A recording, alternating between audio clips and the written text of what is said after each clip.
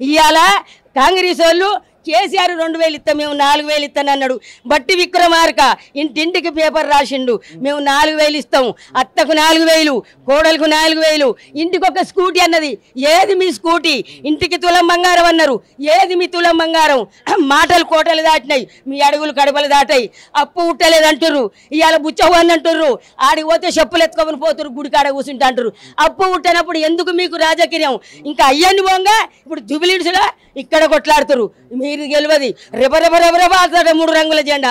No, ఆడది మా తెలంగాణ గులాబీ జెండే మళ్ళీ ఎగురుతుంది. జుబిలీడ్స్లా ఎగిరేస్తాం, మేము భరత్ తీస్తాం, మేము కలర్లు గుప్పుకుంటాం, గులాబీ గుప్పుకొని గులాబీ జెండాని గుండెల్లో మోసుకుంటాం. గెలుస్తుంది ఇలా మాగంటి సునీత, మాగంటి గోపన్న.